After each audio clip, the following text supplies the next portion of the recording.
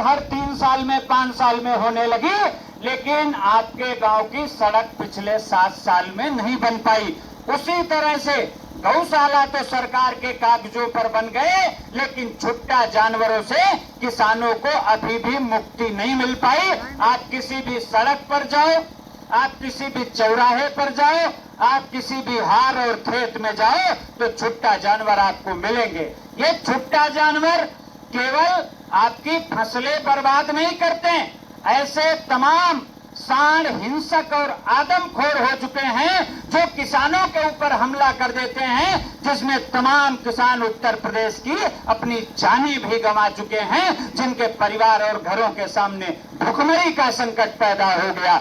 इतना ही नहीं, केवल छुट्टा जानवरों के आतंक से परेशान थे।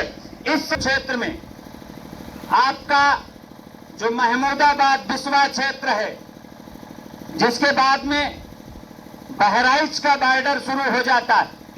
आप देखिए सीतापुर का जो तराई बेल्ट है, धौरहरा क्षेत्र है, या पलिया तिकोनिया क्षेत्र है, या आप अपने जनपद के ही, जैसे आप लोग सदर तहसील के लोग हैं, आपकी सदर तहसील है, सदर तहसील का एरिया जैसे ही खत्म होगा वैसे आगे महोली तहसील का एरिया पड़ेगा। महोली का पिसामा ब्लॉक है, महोली का एलिया ब्लॉक है, महोली का महोली खुद ब्लॉक है।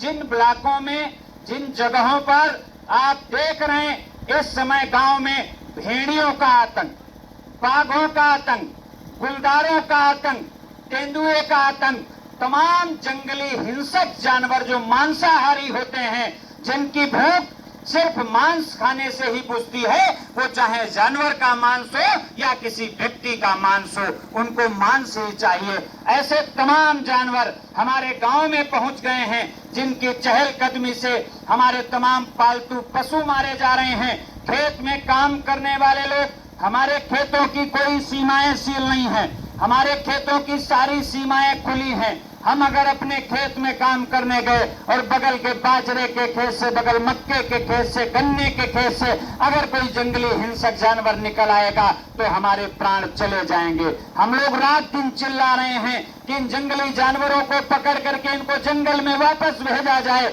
इनके भी घर सुरक्षित हो, हमारे भी घर सुरक्षित हो।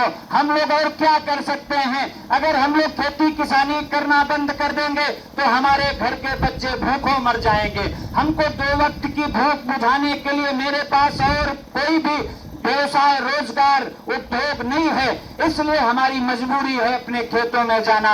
और हमारी मजबूरी सिर्फ इसलिए नहीं है कि हम अपने बच्चों का पेट भरें, हमारी मजबूरी ये भी है कि भारतवर्ष में रहने वाले 130 करोड़ बच्चों का हम पेट भर सके, 130 करोड़ लोगों का हम पेट भर सकें, लेकिन सरकार की कोई निगाह नहीं।